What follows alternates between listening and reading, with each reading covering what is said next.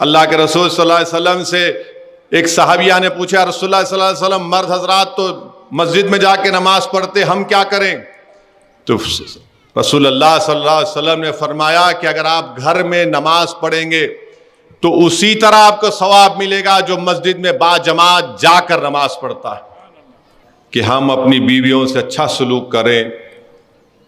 اور یاد رکھیے، میں تو مرد حضرات سے کئی مرتبہ کہہ چکا ہوں، بہت سے لوگ مجھ سے تھوڑا ناراض بھی ہوئے، قرآن میں سنت میں کہیں پر بھی یہ نہیں لکھا ہے کہ بیوی آپ کے کپڑے دھونا۔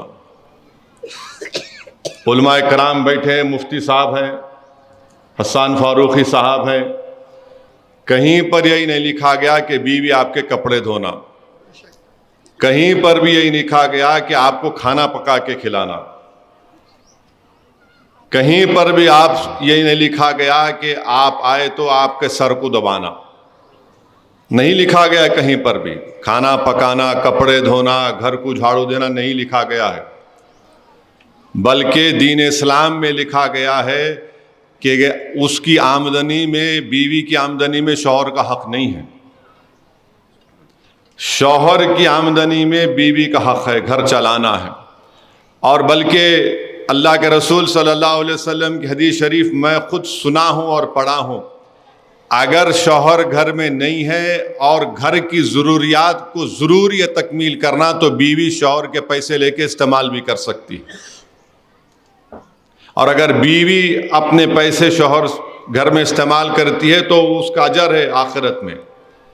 تو یہ ہمارے پاس دماغ بیٹھا ہوا ہے، کھانا پکائے نہیں پکائے، نمک زیادہ ڈال دیے، میٹھا نہیں بنائے، میرے بھائی یہ اسلام ہے، یہ کہیں پر بھی۔ اور پھر جو مرد حضرات اپنی بیویوں کو ظلم کرتے ہیں، اور افسوسناک بات یہ ہے کہ بعض وقت مارتے بھی ہیں، اگر آپ رسول اللہ صلی اللہ علیہ وسلم کے سچے اور پکے چاہنے والے ہیں، ان کے غلاموں کے غلام ہیں، بتاؤ مجھے کہ کہاں پر رسول اللہ صلی اللہ علیہ وسلم نے کسی ہماری امت کی ماں کو کبھی ہاتھ اٹھایا؟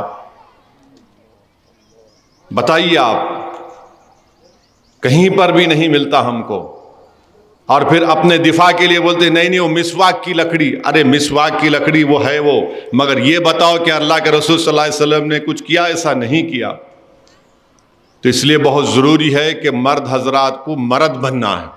مردانگی اس میں نہیں ہے کہ بیوی پر غصہ کرنا غیر ضروری کے، مردانگی یہ نہیں ہے کہ غیر ضروری کے بیوی کو تانے مارنا، مردانگی یہ ہے کہ بیوی اگر غصہ کرے تو برداشت کر لینا۔ اور ایک صحابی رسول تھے، ان کے گھر میں بیوی زیادہ ذرا گرم بولتے تھے تو انہیں شکایت کرنے گئے۔ کس سے شکایت کرنے گئے؟ فاروق اعظم سے، جس کے تعلق سے اللہ کے رسول صلی اللہ علیہ وسلم نے فرمایا کہ اگر اللہ کو میرے بعد کسی کو نبی بھیجانا ہوتا تو فاروق اعظم کو بھیجاتا، مگر میں آخری نبی ہوں صلی اللہ علیہ وسلم۔ جس کے تعلق سے اللہ کے رسول صلی اللہ علیہ وسلم نے فرمایا کہ جس راستے سے فاروق اعظم چلتے ہیں شیطان بھاگ جاتا ہے۔ جس کے تعلق سے بتایا گیا کہ ایک مرتبہ فاروق اعظم نے شیطان کو پکڑ کر زمین پر لٹا کر اس کو مارا۔ وہ صحابی رسول صلی اللہ علیہ وسلم فاروق اعظم کے گھر کو گئے، وہاں جا کر کیا دیکھا کہ ان کے گھر میں ان کی بیوی ذرا گرم آواز میں ان سے بات کر رہی۔ بولے بھائی میں اپنا معاملہ سنانے گیا، یہاں پر تو وہی ہے۔ تو خیر جب وہ جانے لگے تو فاروق اعظم باہر آئے، اس صحابی رسول صلی اللہ علیہ وسلم بلا کر کہا کیا ہے؟ انہیں کہا میں اپنی بات کرنے آیا، آپ کے گھر میں یہ دیکھا۔ تو فاروق اعظم نے کیا کہا؟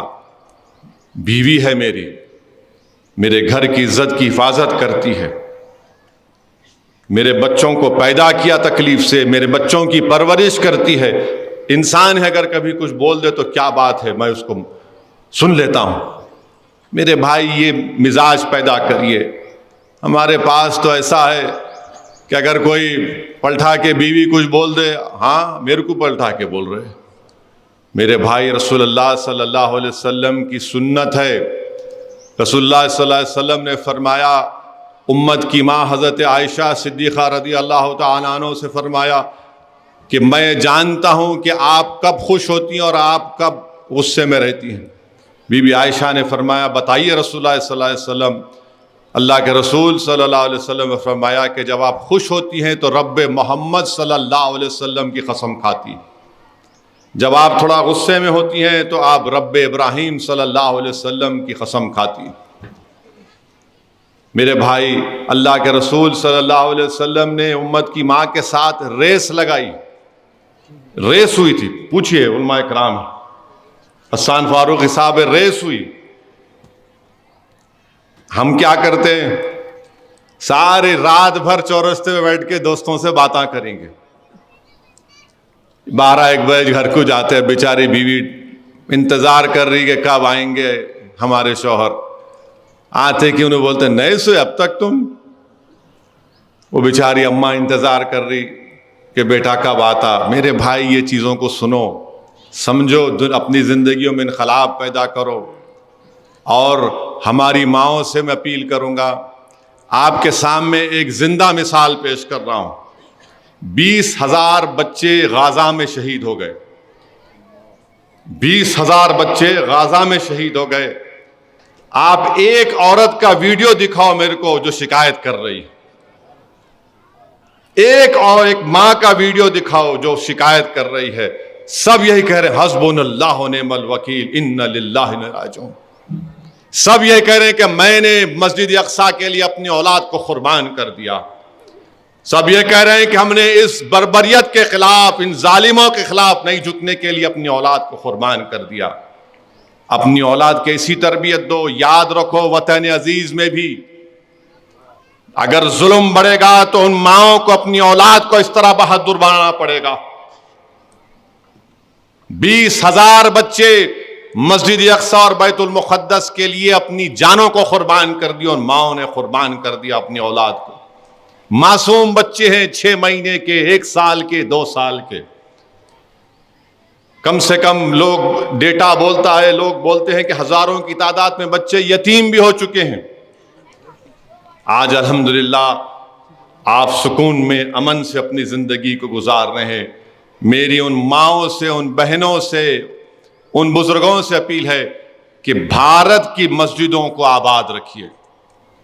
ہر باپ کی ذمہ داری ہے کہ جب بچہ بڑا ہو جائے تو اپنے ساتھ اولاد کو صرف جمعے کے دن یا عید کی نماز میں یا رمضان میں نہیں بلکہ روز مسجد کو لے کر جاؤ. آپ، میں بار بار کہہ رہا ہوں مسجدوں کو آباد رکھو.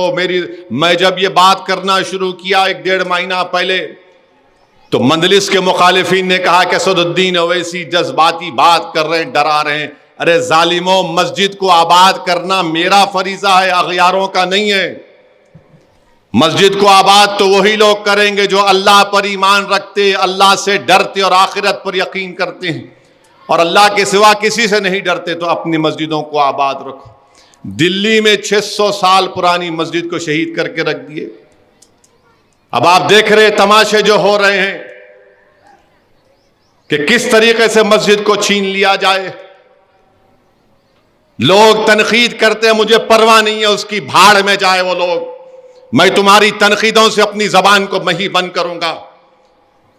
تم اگر یہ سمجھ رہے ہو کہ مجھ پر گالی دینے سے، تنقید کرنے سے، ہو تو جھوٹ ہے.